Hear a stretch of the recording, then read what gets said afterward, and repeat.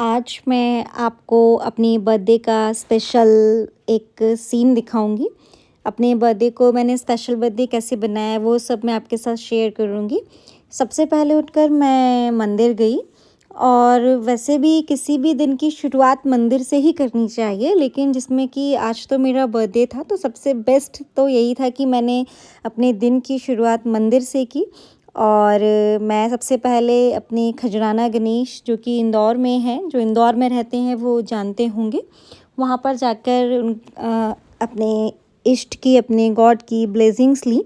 मैं सबसे पहले वहाँ पे जाकर मैंने प्रसाद लिया, उसके बाद मैं लाइन में लगकर मैंने प्रसाद चढ़ाया और मैंने खजाना गणेश जी के दर्शन किए।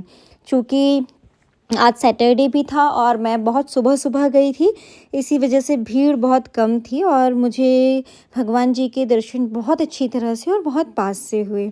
चूँकि मेरा दिन भी स्पेशल था इसलिए सारी चीज़ें मुझे स्पेशल ही करना था।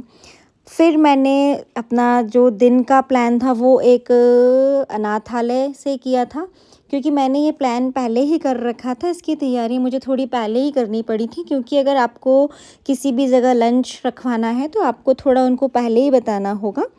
मैं ऑर्फनेज में लगभग 11-12 बजे गई थी। वहाँ पर मैंने बहुत सारे लोगों से, वहाँ जो लोग रह रहे थे उन सब लोगों से बातचीत की, जाना उन सब की लाइफ में ऐसा क्या हुआ कि उन सब लोगों को वहाँ पर आना पड़ा, या वो फिर किस किस तरह की सिचुएशंस को फेस कर कर आए, या फिर उनको वहाँ तक क्यों आना पड़ा, कैसी परिस्थितियाँ बनी। वैसे जितने सारे लोग थे उतनी ही हर एक इंसान की हर एक नई कहानी थी, हर एक नया अनुभव था। वैसे आज तक हम सुनते आए हैं कि वो उसके पेरेंट्स को छोड़ दिया है या सब, तब हमें उतनी ग्रेविटी महसूस नहीं होती है। लेकिन जब हम खुद उस चीज़ पर अगर बहुत अच्छी तरह से उस चीज़ से गुज़रते हैं तो हमें ज़्यादा उसकी ग्रेविटी समझ आती है। मतलब मैंने आज तक सिर्फ सुनना ही था, मैंने लाइफ में पहली बार देखा, क्योंकि हम वैसे नहीं होते हैं इसीलिए हम वो चीज़ एक्सपेक्ट भी नहीं करते हैं कि इतने सारे लोगों को उनके बच्चों ने क्यों छोड़ दिया। वो सारी कहानी मैंने उनसे सुनी, बहुत सारी चीज़ें सीखने को मिली, दिल भी भर आया, आँखें भी नम हो गईं कि ये ऐसा सच में होता है। मुझे बहुत ही दुख हुआ, बहुत हैवी हार्ट था मेरा। एक 22 साल का लड़का मयंक भी वहाँ है, जिसको कोई मेंटल इशू है, सिर्फ इसी कारण से उसके पेरेंट्स ने उसे छोड़ दिया। बड़ा ही कहते हैं दिल दहलाने वाले जैसे हादसे थे कि वो सब लोग किन किन परिस्थितियों में वहाँ आए। मैं तो बहुत ही ज़्यादा इमोशनल भी हो गई थी, बहुत ही ज़्यादा मतलब रोने जैसी हो गई थी। मुझे तो बहुत ही अजीब लगा कि कोई कैसे छोड़ सकता है।